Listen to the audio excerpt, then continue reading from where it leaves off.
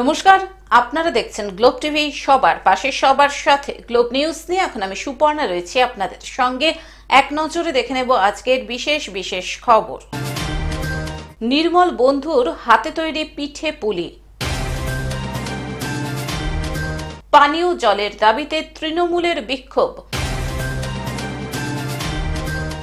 গভীর জঙ্গলে আয়োজিত বনদুর্গার পূজা। বিভিন্ন দাবিতে ডিওয়াইএফআই এর অভিযান। ক্যালকাটা জার্নালিস্টস ক্লাবের ৮ম ফটোগ্রাফি প্রদর্শনী। জেলা জুড়ে পাখি শুমারি।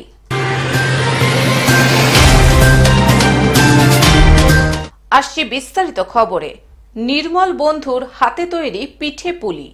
উত্তর ২৪ পরগনা বসিরহাট পৌরসভার ২৩টা ওয়ার্ডের নির্মল সাথীর ৫৩ জন নির্মল বন্ধুর সঙ্গে ৪০০ জন নির্মল সাথী প্রতিনিয়ত মানুষের দরজায় দরজায় গিয়ে হুইসেল বাজিয়ে কঠিন বর্জ্য সংগ্রহ করে পৌঁছে দিচ্ছে বসিরহাট ময়লাখোলায়। সেখানে বিভিন্ন মেশিনে তৈরি হচ্ছে জৈব সার। এই সার বিক্রি করে একদিকে উপার্জন করছে পৌরসভা, অন্যদিকে দূষণ থেকে মুক্তি পাচ্ছে পৌরবাসী। সেই নির্মল সাথীর অক্লান্ত পরিশ্রমে আজ বসিরহাট পৌরসভা পরিবেশ বান্ধবে পৌঁছে গেছে। তাদের এবার নতুন সংকল্প পৌষ পার্বণ ও পিঠে পার্বণ জিরো ওয়েস্ট ইভেন্ট। এই প্রথম বসিরহাট পৌরসভার অভিনব উদ্যোগে দুদিন ধরে চলবে পিঠেপুলি উৎসব। এই উৎসবে ১৬টি স্টল রয়েছে, যেখানে ১১ রকমের হারিয়ে যাওয়া বাঙালির প্রিয় খাবার পিঠে পুলি, ভাপা পিঠে, কুলের পিঠে, দুধ পুলি, কাস্তে বড়া, পাটিসাপটা সহ একাধিক মুখরোচক বাঙালিয়ানা খাবার পাওয়া যাবে। বাঙালির সাধ্যের মধ্যে খেতে পারবে এই উৎসবে এলে। নিজেরাই ঢেকিতে চাল ভেঙে কাঠের আগুনে তৈরি করছে পিঠে পুলি। এখানে পিঠে ৫ টাকা থেকে ১০ টাকা, যা কলা পাতায় ও মটকায় সম্পূর্ণ পরিবেশ বান্ধবের মধ্য দিয়ে এই খাবার পরিবেশন করছেন তারা। এই উৎসবে ছাত্রছাত্রী থেকে শুরু করে ভিড় জমিয়েছেন শহর ও গ্রাম থেকে বহু ভোজন রসিক মানুষ। এটা মুগ ডাল দিয়ে তৈরি করেছে, রসে ডোবানো রয়েছে, খুব সুন্দর খেতে, খুব ভালো লেগেছে। পিঠাটা ইউনিক একটা জিনিস করেছে। আর এই যেখানে একটা ঢেকি করেছে, ঢেকিতে ধান ঢেকিতে চাল ভাঙছে সবাই, ভালো লাগছে, বেশ খুব সুন্দর পরিবেশ। নোলেন গুড়ের পিঠের স্বাদ নিয়ে রীতিমতো অভিভূত সাধারণ মানুষ। বসিরহাট টাউন হল প্রাঙ্গণে আজ তার শুভ উদ্বোধন করলেন বসিরহাট মহকুমা শাসক আশিস কুমার, বসিরহাট পৌরসভার চেয়ারম্যান অদিতি মিত্র রায়চৌধুরী, স্যানিটারি ম্যানেজমেন্টের নোডাল অফিসার ভবেশ দেবনাথ সহ ২৩টা ওয়ার্ডের কাউন্সিলর। নির্মল সাথীর বন্ধুরা জানান, আমাদের মূল উদ্দেশ্য zero West event, plastic free zone, যেখানে পিঠের স্বাদ নিতে পারবেন এবং বাড়িতে নিয়েও যেতে পারবেন। ব্যবহার করা হয়েছে মাটির হাঁড়ি, কলা পাতা সহ একাধিক জিনিসপত্র, যেগুলি পরিবেশ বান্ধব। পৌরসভার ব্যবস্থাপনায় কঠিন বর্জ্য পৃথকীকরণ ব্যবস্থা প্রকল্পের সকল কর্মীকে নিয়ে উৎসব শুরু হলো বসিরহাট টাউন হলে। পরিবেশ দূষণ যাতে না হয় তার জন্য সব রকম ব্যবস্থাই করেছি। প্লাস্টিক এই পিঠেপুলি উৎসবের গেটের মধ্যে অ্যালাউ না। আমরা মাটির ভাঁড়ও রেখেছি, মটকা যেটা বলা হয়, আর তার সাথে স্টিলের গ্লাস রেখেছি। জলের বোতলটাও প্লাস্টিকের মধ্যেই পড়ছে। আমরা চেষ্টা করছি যাতে যতটা প্লাস্টিক ফ্রি করা যায়। বসিরহাট থেকে শ্যাম বিশ্বাসের রিপোর্ট, গ্লোব নিউজ। পানীয় জলের দাবিতে তৃণমূলের বিক্ষোভ।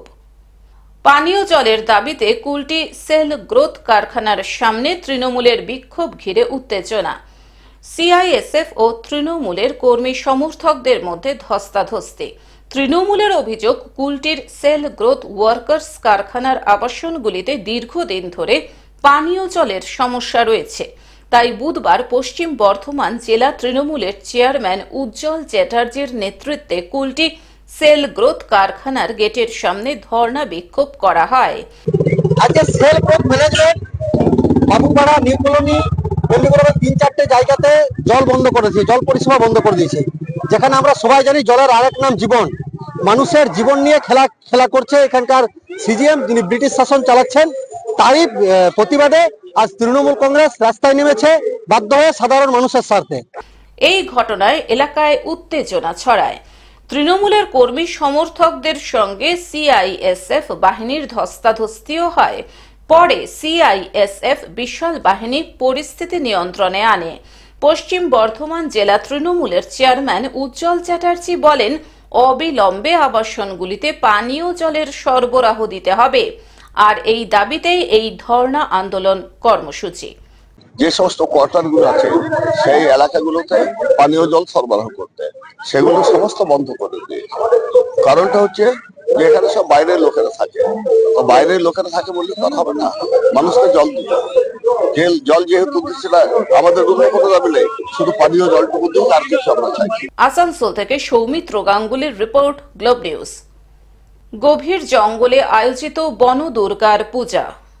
নিরাপত্তা বজায় রেখে বৈকুণ্ঠপুর গভীর জঙ্গলে আয়োজিত হল বনদুর্গার পূজা পৌষ পূর্ণিমায়। আর প্রত্যেক বছর এই দিনেই হয় বনদুর্গার পূজা। ঠিক সেই মতো এই বছরও রীতিনীতি মেনে পুজো করা হলো বনদুর্গার। এবছর বনদুর্গার পূজা ৪৪তম বর্ষে পদার্পণ করেছে। রাজগঞ্জের ফাঁড়াবাড়ির অদূরে বৈকুণ্ঠপুর গভীর জঙ্গলে বনদুর্গার পূজা হয় প্রত্যেক বছর।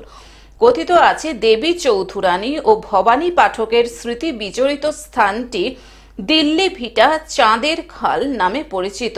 সাহিত্য সম্রাট বঙ্কিমচন্দ্র চট্টোপাধ্যায় তার দেবী চৌধুরানী উপন্যাসেও এই স্থানের কথা উল্লেখ করেছেন। বহু বছর আগে স্থানীয়রা এখানে ঠনঠনিয়া মায়ের পুজো করত। একটা সময় সেই পুজোকে কেন্দ্র করে প্রচুর মানুষ ওই বনে ভিড় করতেন। এখন সেটি বনদুর্গার পূজা নামেই পরিচিত। বর্তমানে বৈকুণ্ঠপুরের জঙ্গলের মাঝে স্থায়ী মন্দিরে বিশেষ রীতি মেনে বনদুর্গা পূজিতা হন। শিলিগুড়ি, জলপাইগুড়ি সহ পার্শ্ববর্তী বিভিন্ন জেলা থেকে বহু মানুষ এই পুজোয় আসেন। পুজোর দুদিন বাড়তি নজরদারি থাকে প্রশাসনের। এই বিষয়ে বনদুর্গা পূজা কমিটির সম্পাদক রাজু সাহা বলেন, এবছর বনদুর্গার পুজো ৪৪তম বর্ষে পদার্পণ করেছে। প্রতি বছর পৌষ মাসের পূর্ণিমা তিথিতে গভীর রাতে বনদুর্গার পূজা হয়ে আসছে। কোভিডের জন্য কয়েক বছর দিনে পুজো করা হলেও গত বছর থেকে রাতেই পুজো করা হচ্ছে। প্রশাসনের সব রকম নিয়ম মেনেই এই পুজো করা হয়। ঠিক সেই মতো এই বছরও সমস্ত নিয়ম পালন করেই পুজো করা হচ্ছে। এদিন সকাল থেকেই প্রচুর ভক্ত ভিড় জমান বনদুর্গার মন্দিরে। নিষ্ঠা সহকারে চলে পুজো। নমস্কার। এর ইতিহাস বলতে আমরা যেটা শুনে আসছি, এই যে জায়গায় দাঁড়িয়ে আছে সেটা হলো বৈকুণ্ঠপুর বনাঞ্চলের দিল্লি ভিটা চাঁদের খাল। সেই এলাকায় ভবানী পাঠক দেবী চৌধুরীর আস্থানা হিসাবে আমরা শুনে আসি, এবং বঙ্কিমচন্দ্রের উপন্যাসেও সেই কথা লেখা আছে। এবং এই এলাকার পার্শ্ববর্তী বৈকুণ্ঠপুর ডিভিশনের এই অঞ্চলের আশেপাশে যে বন অঞ্চল, সেই এলাকার যারা মানুষ যারা জঙ্গলে আসতো, প্রথমে এই মায়ের এখানে পুজো দিয়ে তারা শিকারে বেরোতো। ঠুনঠুনিয়া মা বলে পূজিত হতো এখানে মা।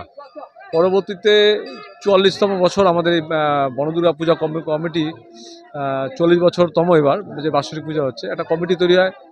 ৪০ বছর ধরে কমিটিগতভাবে এই পূজাটা হয়ে আসছে। প্রতি বছরের পৌষ পূর্ণিমাতে এই পূজাটা হয়ে থাকে, এবং প্রতি পূর্ণিমাতে এখানে মায়ের ভোগ আর দিনের বেলায়। এই এলাকার মানে ডাবগ্রাম বন অঞ্চলের পার্শ্ববর্তী এলাকার আপনার আমবাড়ি, চলিবাড়ি, ফাটাপুকুর, রাজগঞ্জ থেকে শুরু করে শিলিগুড়ি যে এলাকা আছে, বিভিন্ন জায়গার শত ভক্তবৃন্দকে নিয়ে একটা কমিটি তৈরি হয়। সেই কমিটি এই শ্রী মা বনদুর্গা পূজা কমিটি রূপে চলছে। জলপাইগুড়ি থেকে সায়ন সেনের রিপোর্ট, গ্লোব নিউজ। বিভিন্ন দাবিতে ডিওয়াইএফআই এর অভিযান। বিভিন্ন দাবিতে ডিওয়াইএফআই এর ডিএম অফিস অভিযান বহরমপুরে।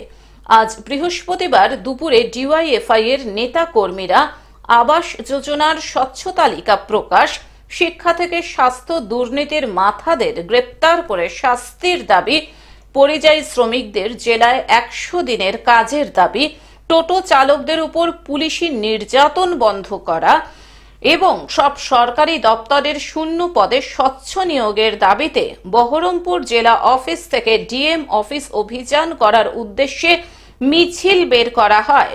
বহরমপুর টেক্সটাইল কলেজ মোড়ে পুলিশ ব্যারিকেড করে মিছিল আটকে দেয়। পুলিশের সঙ্গে ধস্তাধস্তি শুরু হয়। ডিএম অফিসে ডেপুটেশন দিতে যাওয়ার সময় ১৬ জন ডিওয়াইএফআই কর্মীকে গ্রেফতার করে পুলিশ। ডিএম অফিস অভিযান ছিল, আমাদের কমরেডদেরকে ওরা গ্রেপ্তার করলো। আমাদের কমিউনিটি ডিএমএফ অভিযানে গিয়েছিল, গ্রেপ্তার হলো। পুলিশকে আবেদন করছে, পুলিশ ছাড়ছে না। আমাদের দাবি ছিল 100 দিনের কাজ চাই। আমাদের দাবি ছিল যে ডিএম অফিসের জুড়ে টোটো চালকদের উপর হয়রানি বন্ধ করতে হবে।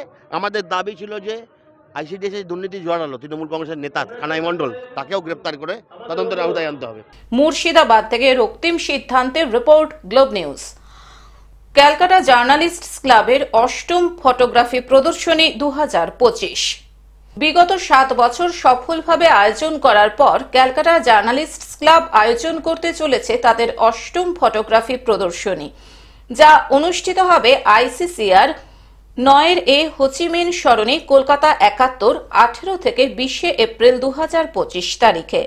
এই ফটোগ্রাফি প্রদর্শনীর জন্য 4টি ক্যাটাগরি নির্ধারিত হয়েছে: বন্যপ্রাণী, ওয়াইল্ড লাইফ, প্রকৃতি ও দৃশ্যপট, নেচার অ্যান্ড ল্যান্ডস্কেপ, মনোক্রোম এবং মানুষ ও রাস্তা, পিপল অ্যান্ড স্ট্রিট।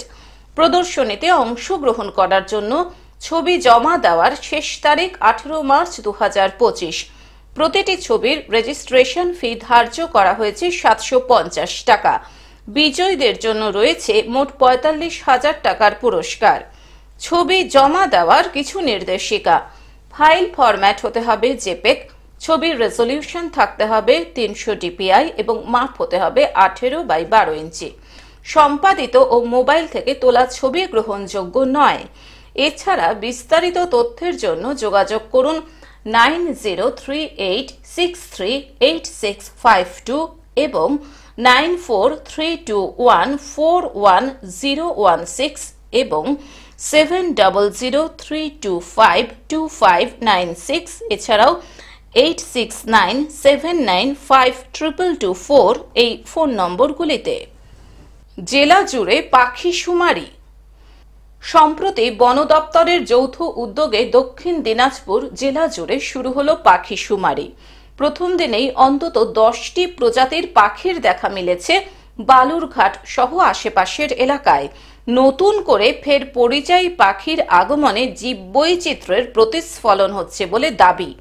গঙ্গারামপুর সহ জেলার মহকুমা ব্লকগুলিতে এই শুমারি চলবে। Amina birds and environment protection সমিতির সম্পাদক বিশ্বজিৎ বসাক জানান, শীতে এই জেলায় পরিযায়ী পাখিদের আগমন ঘটে। এবার আরও পাখির দেখা মিলেছে জীববৈচিত্র্যের ক্ষেত্রে, যা খুবই ভালো দিক। বন দপ্তরের সহযোগিতায় আমরা সবাই মিলে করছি 3টে স্বেচ্ছাসেবী সংস্থা। আমরা সব গণনার পাখিটা কি কি আসছে, জলাভূমির পাখি কতটা পরিমাণ আসছে এবং কি কি স্পেসিস প্রজাতি কি কি আসছে সেটা নিয়েই আজকে থেকে আমাদের শুরু হয়েছে। চলবে আরও 1-2 দিন চলবে, আবার ওই সাব ডিভিশনেও চলবে। এটা আমাদের আজকে থেকেই কাজটা শুরু হলো দক্ষিণ দিনাজপুর। আজ সকাল থেকে এখন পর্যন্ত কোন কোন পাখির দেখা? এখন পর্যন্ত আমরা যেটা পেয়েছি বলছি, ব্ল্যাক কাইট পেয়েছি 3টে, গ্রেট হোটেড মার্টিন 5টা, পাইট কিংফিশার পেয়েছি 4টে, লিটিল রিং পাওয়ার পোভার আর কি 2টো পেয়েছি,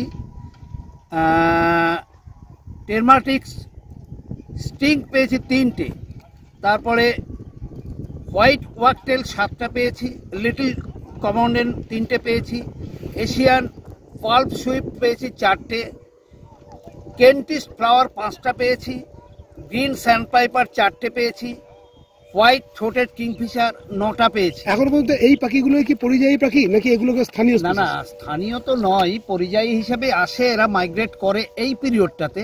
দক্ষিণ দিনাজপুর থেকে জয়দীপ মৈত্রের রিপোর্ট, গ্লোব নিউজ। টেলিভিশন ছাড়াও গ্লোব টিভি এখন সমস্ত সমাজ মাধ্যমে উপলব্ধ। বিস্তারিত জানতে ফোন করুন আমাদের টোল ফ্রি নম্বর 180089199744 এ। এছাড়াও লগ ইন করতে পারেন www.globetv.in। আজকের মতন গ্লোব নিউজ এখন এই পর্যন্তই। দেখতে থাকুন গ্লোব টিভি, সবার পাশে সবার সাথে। নমস্কার।